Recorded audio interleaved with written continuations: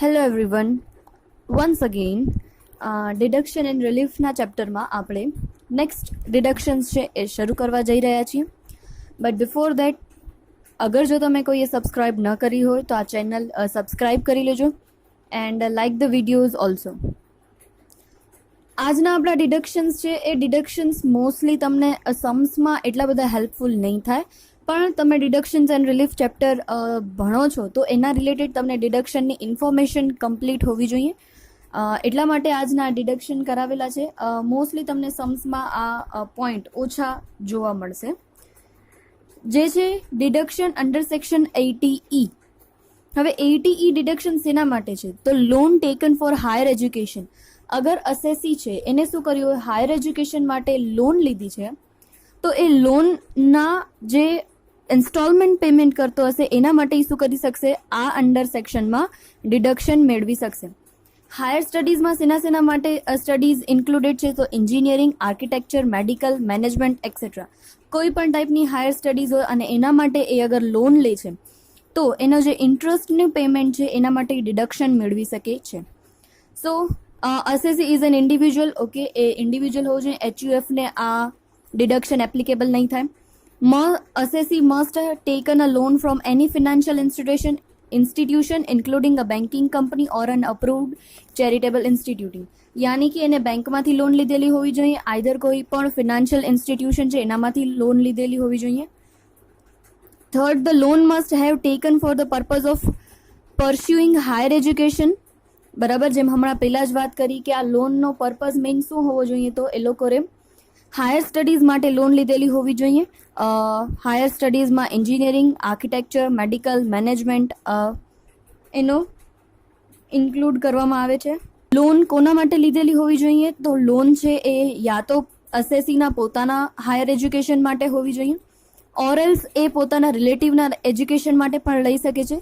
હવે અહીંયા રિલેટિવ્સ એટલે શું થશે? તો યા સ્પાઉસ યા એની ચિલ્ડ્રન. ઓકે, ઓર અગર એ કોઈનો લીગલ ગાર્ડિયન છે અસેસી, તો એના હાયર એજ્યુકેશન માટે પણ એ લોન લઈ શકે છે. Amount of interest is paid by the assessee during the previous year and such a interest is paid by the assessee out of is a taxable income.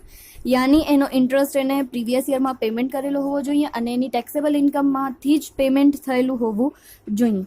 Deduction કેટલું મળશે? If the payment of interest is made out of the taxable income of a previous year, entire amount of payment of interest is to be allowed and this deduction will be allowed for maximum period of 8 assessment year or till the interest is paid whichever is earlier. તો જે ઇન્ટરેસ્ટની amount છે એટલી જ amount એને શું મળશે? Deduction મળશે. કેટલા સમય માટે? તો જો અગર લોનનો ટાઈમ પીરિયડ છે 8 વર્ષથી ઓછો હશે તો એટલા સમયગાળા દરમિયાન ઓર મેક્સ ટુ મેક્સ 8 વર્ષ સુધી એ શું કરી શકશે? ઇન્ટરેસ્ટ ડિડક્ટેબલ કરાવી શકશે.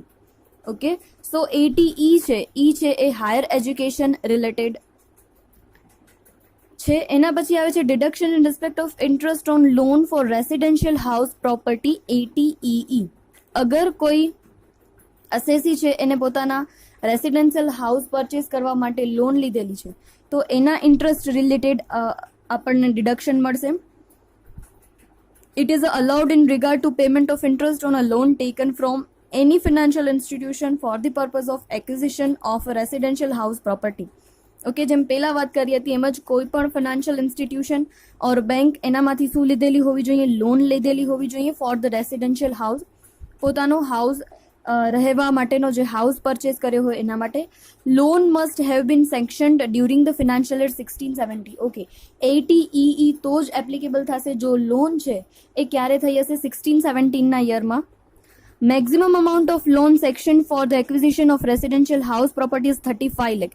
એટલે આ સેક્શનમાં કેટલી મેક્સ ટુ મેક્સ લોન મળેલી હોવી જોઈએ? 35 લાખ મેક્સિમમ. 35 લાખથી ઓછી ચાલે પણ 35 લાખથી વધારે નહીં. Higher purchase value of property must not be more than 50 lakh. અગર હાયર પરચેસ રિલેટેડ છે તો 50 લાખથી વધારે નહીં. The assessee does not own any residential house property on the date of section the loan. એટલે કે જ્યારે લોન સેક્શન એટલે કે લોન મળે છે ત્યારે બીજી કોઈ પણ પ્રોપર્ટી અસેસીના નામે ન હોવી જોઈએ, residential property. Amount of deduction કેટલી મળશે? તો maximum interest allowable as a deduction is ₹50,000. where a deduction under section 80EE is allowed for any interest, deduction shall not be allowed for such a interest under any other provision of this act for the same or any other assessment year. એટલે કે આ under આપણને max to max 50,000 સુધીનો શું મળશે? Deduction મળશે. અને જો તમે 80EE અંડર ડિડક્શન લ્યો છો તો બીજે ક્યાંય આ ઇન્ટરેસ્ટનો ડિડક્શન તમે લઈ શકશો નહીં. ઓકે, તો 80EE માં તમારી લોન ક્યારે સેક્શન થયેલી હશે? 16-17માં. Max to max amount 35 lakh and higher purchase હશે તો 50 લાખ. અને જ્યારે લોન સેક્શન થાય છે ત્યારે અસેસીના નામ ઉપર કોઈ પણ બીજો રેસિડેન્શિયલ હાઉસ પ્રોપર્ટી ન હોવી જોઈએ. ઠીક છે. એના પછી આવે છે 80EEA. ઈ હતો એનો જ બીજો એક પાર્ટ આવે છે, એ પણ સર્ટેન હાઉસ પ્રોપર્ટી રિલેટેડ જ છે. હવે એમાં શું છે? The assessee is not eligible to claim deduction under section 80EE. અગર એ 80EEA માં ડિડક્શન મેળવે છે તો એને 80EE માં નહીં મળે. ઓકે, હરેક વસ્તુનો ડિડક્શન એક જ અંડર સેક્શનમાં લઈ શકો, એકથી વધારે અંડર સેક્શનમાં તમે ડિડક્શન મેળવી શકો નહીં. હવે આ રેસિડેન્શિયલ હાઉસ પ્રોપર્ટી છે એ કયા યર માટે લીધેલી હોવી જોઈએ? સો 1419 to 31/3/2020 આ સમયગાળા દરમિયાન લીધેલી હોવી જોઈએ. The stamp duty value of property does not exceed 45 lakh. 80EE માં 35 લાખ હતું, આમાં 45 લાખ છે. એના પછી સેમ નિયમ છે. The assessee does not own any residential house property on the date of section of loan. જ્યારે લોન મળે છે ત્યારે અસેસી પાસે એક પણ હાઉસ ન હોવો જોઈએ. હવે અહીંયા ડિડક્શનની અમાઉન્ટ કેટલી છે? So interest payable or 150 whichever is less, બંનેમાંથી જે ઓછો હશે એ ડિડક્શન તરીકે આપણને મળશે. ઓકે, આ છે 80EEA. 80EE એન્ડ 80EEA બંને શેના રિલેટેડ છે? હાઉસ માટે અગર જો આપણે લોન લીધી હોય તો એના રિલેટેડ આપણને મળે છે. બસ યાદ રાખવાનું છે કે 80EE છે એ 16-17માં લોન આપણને સેક્શન થયેલી હોવી જોઈએ એન્ડ 80EEA માં 1920માં લોન સેક્શન થયેલી હોવી જોઈએ. દેન આફ્ટર છે deduction in respect of the payment of rent section 80GG. હવે અગર અસેસી પોતાનો હાઉસ નથી અને ક્યાંક રેન્ટ પર રહે છે તો એને કેટલો અમાઉન્ટ ડિડક્શનમાં મળી શકે? This deduction is allowable to individual assessee who has not received house rent allowance. Okay, તમે સેલેરી ઇન્કમ કરી હશે તો તમને ખબર હશે હાઉસ રેન્ટ અલાઉન્સ મળે, બરાબર? કોઈ પણ એમ્પ્લોયી હોય અગર કંપનીમાં કામ કરે છે તો કંપનીમાંથી હાઉસ રેન્ટ અલાઉન્સીસ પણ મળતા હોય છે. પણ અગર જો એને હાઉસ રેન્ટ અલાઉન્સીસ ઓલરેડી મળ્યો હશે તો એને ડિડક્શન અંડર સેક્શન 80GG નહીં મળે. હાઉસ રેન્ટ અલાઉન્સ નથી મળ્યો તો જ એને 80GG માં શું મળશે? ડિડક્શન મળશે. Has a paid a rent for his residential accommodation which exceeds 10% of his adjusted total income. This deduction is allowed to an assessee who has taken rented house in any of the cities as specified in Rule 11B of the Income Tax Rules 1962. Okay, અગર કોઈ પણ સિટીમાં એને house છે એ rent ઉપર રાખ્યો છે અને એને હાઉસ રેન્ટ અલાઉન્સીસ નથી મળ્યો તો જ એ ડિડક્શન મેળવી શકશે. હવે અહીંયા કને ફરીથી એને એ બધી કન્ડિશન રિપીટ કરી છે. Individual assessee has not received HRA, એને હાઉસ રેન્ટ અલાઉન્સીસ નહીં મળે. He is a self employed person, એ પોતાનો જ બિઝનેસ કરતો હશે, એ ક્યાંય જોબ નહીં કરતો હોય, સેલેરીડ પર્સન નહીં હોય. No residential house is owned either by assessee or his spouse or a minor child or HUF at a place where he ordinarily resident or at his place of employment or business. यानी कि એના પોતાના નામ ઉપર એના spouse યા children યા પોતે જ્યાં main રહેતા હોય ઉहाँ એક પણ નામના એના પોતાના નામના હાઉસ ન હોવા જોઈએ. ઓકે, એક પણ નામની એના નામ ઉપર પ્રોપર્ટી ન હોવી જોઈએ. Then after assessee does not own any residential house at any other place to claim a benefit of self occupancy. બીજે ક્યાંય પણ એને કોઈ ડિડક્શન ન લઈલો હોવો જોઈએ, બરાબર? assessee has to file the declaration electronically in the form 10BA. એ આપણા માટે એટલું ઇમ્પોર્ટન્ટ નથી. કેટલું આપણને ડિડક્શન મળશે? સો ₹5,000 પર મંથ, એન્યુઅલી ₹60,000, બરાબર? મહિનાના 5,000 એટલે કે વર્ષના 60,000 or excess of actual rent paid over 10% of adjusted total income. એની જે એડજસ્ટેડ ટોટલ ઇન્કમ હોય એના 10%થી વધારાની અમાઉન્ટ, ઓકે, એક્સેસ ઓફ 10%, એ લોકોએ કીધું છે એક્સેસ એટલે કે વધારાની રકમ. એના પછી અહીંયા કને થર્ડ છે 25% ઓફ એડજસ્ટેડ ટોટલ ઇન્કમ, યાની કે આ ત્રણમાંથી જે ઓછી હશે એ ડિડક્ટેબલ મળશે. હવે અહીંયા એડજસ્ટેડ ટોટલ ઇન્કમ એટલે કઈ ઇન્કમ લેવાની છે? તો adjusted total income means excluding long term and short term capital gain. બાકી બીજી આપણે ઇન્કમ એડ કરી શકીએ પણ એમાં શોર્ટ ટર્મ અને લોંગ ટર્મ કેપિટલ ગેઇન ન હોવો જોઈએ. ઓકે, એના રિલેટેડ તમને ઇલસ્ટ્રેશન 6 શોર્ટ સમ આપ્યો છે. Total gross income of Shri Sudesh Panchal for the previous year 1920 including long term capital gain of ₹50,000, short term capital gain 40,000, but before claiming deduction of ₹1,12,000 under section 80C amounted to ₹4,70,000. The annual rent paid by him for residential house in Delhi amounted to ₹54,000. Determine the deduction available to him as per the previous of section 80GG. Assuming that the satisfied all the conditions mentioned in the law, એટલે કે એને બધી જ condition fulfil કરી છે. First of all આપણને adjusted income find કરવી પડશે. એડજસ્ટેડ ઇન્કમ એટલે કે જો ટોટલ ઇન્કમ 4,70,000 છે એનામાંથી આપણે એનો શોર્ટ ટર્મ અને long term capital gain minus કરશું અને અંડર સેક્શન 80C જે આપણને ડિડક્શન મળી ગયો છે એ ડિડક્શનની અમાઉન્ટ પણ માઇનસ કરવી પડશે. સો 4,70,000 માઇનસ 50,000 એનો લોંગ ટર્મ કેપિટલ ગેઇન છે, 40,000 શોર્ટ ટર્મ કેપિટલ ગેઇન અને 1,12,000 એનો ડિડક્શન છે. તો એ બધું માઇનસ કરીને એની એડજસ્ટેડ ટોટલ ઇન્કમ મળશે આપણને 2,68,000. ઓકે, એટલે હંમેશા આપણે જ્યારે પણ આવી એડજસ્ટેડ ઇન્કમ ફાઇન્ડ કરતા હોય ત્યારે ઇન્કમમાંથી જે પણ આગલા કોઈ પણ સેક્શનમાં આપણને ડિડક્શન મળતા હોય તો એ ડિડક્શન માઇનસ કરવાના અને પછી જે ઇન્કમ મળે એ કન્સિડર કરવાની.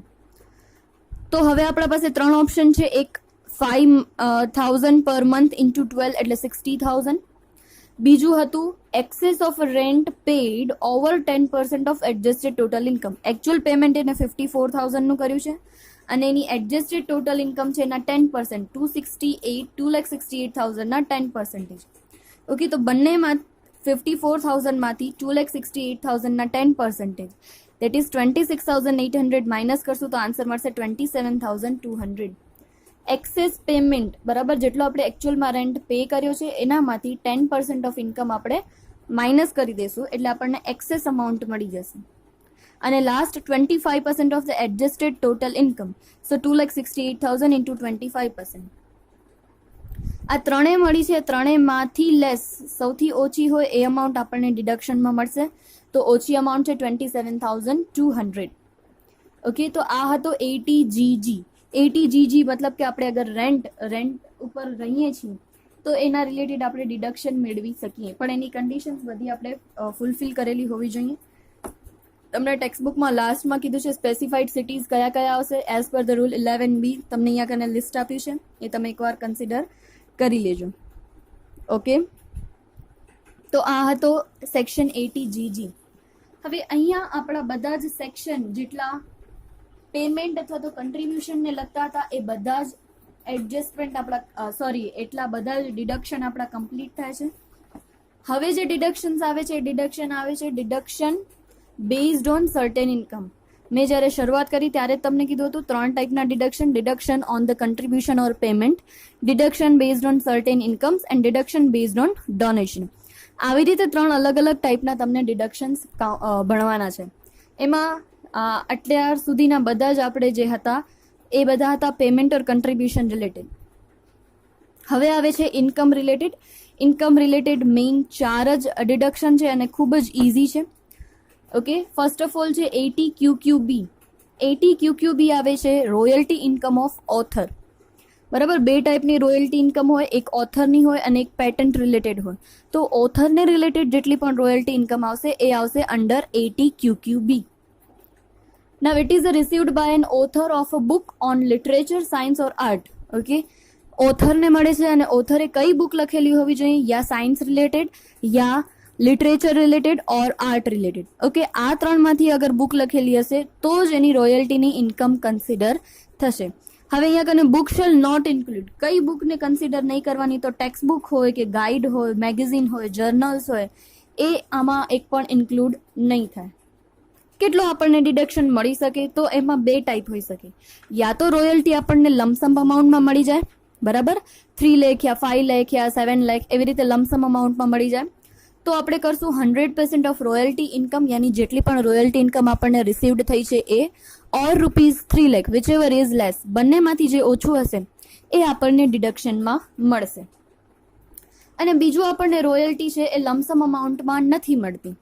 ઓકે, તો જ્યારે લમસમ અમાઉન્ટમાં ન મળે ત્યારે અહીંયા મેં બીજો ઓપ્શન બનાવીને લખ્યું છે royalty is not a lumpsum amount. અગર લમસમ અમાઉન્ટમાં નથી તો ડિડક્શનની વેલ્યુ કેટલી હશે, 15% of gross sales value of the book sold, યાની જેટલી પણ બુક્સ સેલ થાય છે એની વેલ્યુના 15%.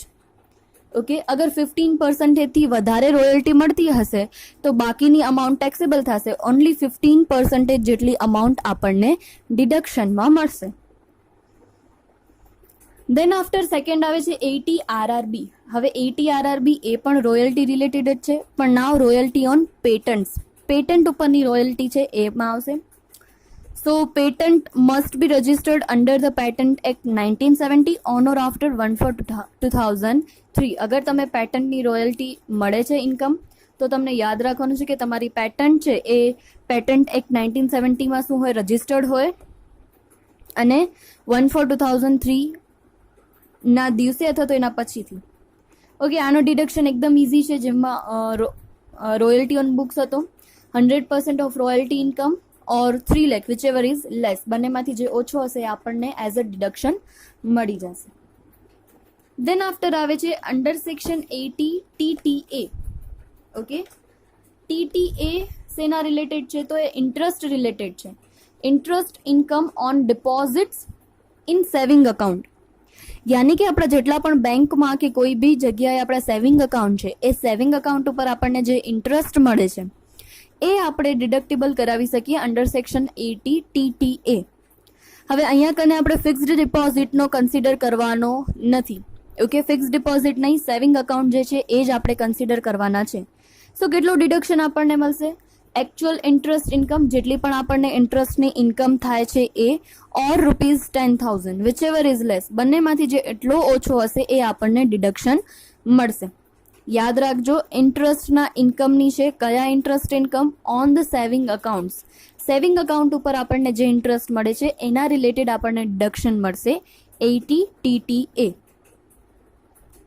80 TTA જેવું જ છે 80 TTB, બટ 80 TTB કોને એપ્લિકેબલ થશે, તો it is allowable to a resident senior citizen only.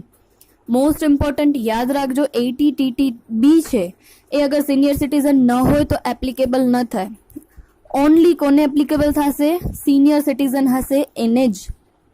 Okay, અને આ સિનિયર સિટીઝન છે એ 80 TTA માં ડિડક્શન ન મેળવી શકે. હંમેશા યાદ રાખજો, જ્યારે પણ કોઈ એક અમાઉન્ટ હોય, અગર ઇન્ટરેસ્ટ ઓન સેવિંગ અકાઉન્ટ છે, અગર તમે એનો ડિડક્શન 80 TTB માં લો છો તો પછી TTA માં ન મળે. Okay, 80 TTB mostly senior citizen માટે જ છે. હવે આમાં કઈ ઇન્ટરેસ્ટ હોય, તો interest income derived from deposits with the bank, cooperative bank or post office. આ ઇન્ટરેસ્ટ આપણે ગમે એમાંથી મળેલો હોય તો આમાં આપણે ડિડક્શન મળી શકે, બરાબર. પોસ્ટ ઓફિસમાંથી હોય, કોઈ બી બેંકમાંથી હોય, અથવા તો કોઈ કોઓપરેટિવ બેંક હોય, એ કોઈ પરથી પણ આપણને મળેલો હોય. કઈ ટાઈપના ઇન્ટરેસ્ટ હોઈ શકે, તો 80 TTB માં ફિક્સ ડિપોઝિટનો ઇન્ટરેસ્ટ પણ હોઈ શકે, ઇન્ટરેસ્ટ ઓન સેવિંગ અકાઉન્ટ પણ હોઈ શકે, અને એની અધર ઇન્ટરેસ્ટ, કોઈ પણ જાતના બીજા ઇન્ટરેસ્ટ આપણને મળે છે બેંકમાંથી, પોસ્ટ ઓફિસમાંથી યા કોઓપરેટિવ બેંકમાંથી, તો એના રિલેટેડ આપણે અહીંયા શું કરી શકશું, ડિડક્શન મેળવી શકશું.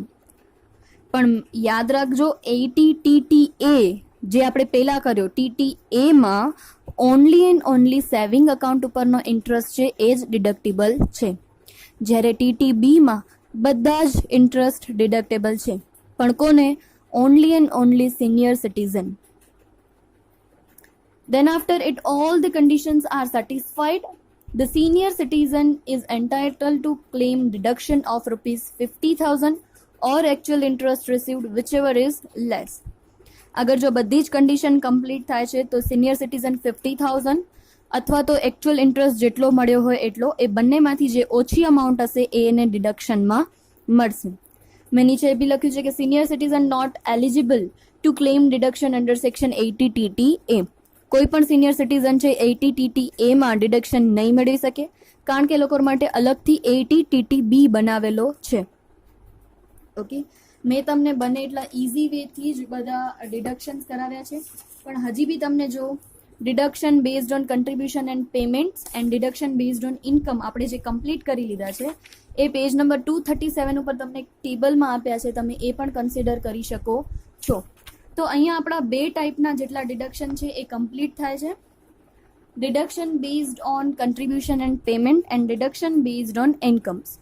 ઓકે, આના રિલેટેડ તમને ઇન્ડિવિજ્યુઅલ સમ્સ નથી આપેલા, બધા ભેગા સમ્સ આવશે તો આપણે ત્યારે જ જોશું. અત્યારના તમને ખાલી બધા ડિડક્શન્સ લખી અને લર્ન કરવાના રહેશે. જ્યાં સુધી કોઈ સમના રિલેટેડ વિડીયો ના આવે ત્યાં સુધી તમને આ બધા ડિડક્શન્સ યાદ રાખવાના છે, તો જ તમે શું કરી શકશો, તમે સમ્સ બધા કરી શકશો અને અસેસીની ટેક્સેબલ ઇન્કમ ફાઇન્ડ કરી શકશો. ઓકે, ડિડક્શન જ્યારે શરૂઆત થયું તો ત્યારે પણ મેં તમને કીધું હતું ડિડક્શન ઓલવેઝ શું થશે, આપણી ગ્રોસ ઇન્કમમાંથી માઇનસ થશે. ઓકે, હંમેશા યાદ રાખવાનું ટોટલ ગ્રોસ ઇન્કમ પહેલાં કેલ્ક્યુલેટ કરીએ અને ટોટલ ગ્રોસ ઇન્કમમાંથી આપણે અલગ અલગ ડિડક્શન્સ છે એ માઇનસ કરશું. જે તમને મોટા સમ્સ આવશે એમાં વધારે આઈડિયા આવશે, પણ આ એક વાત યાદ રાખજો, કોઈ બી તમને પૂછે કે ડિડક્શન્સ ક્યાંથી માઇનસ થાય તો ડિડક્શન્સ ઓલવેઝ અસેસીની ગ્રોસ ઇન્કમમાંથી જ માઇનસ થાય. ઓકે, જેટલા ઇમ્પોર્ટન્ટ છે એટલા બધા મેં લખીને તમને કરાવ્યા છે, તો મેક શ્યોર તમે પણ આ બધા ડિડક્શન લખી લેશો.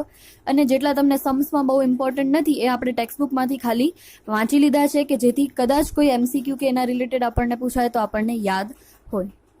Okay, thank you.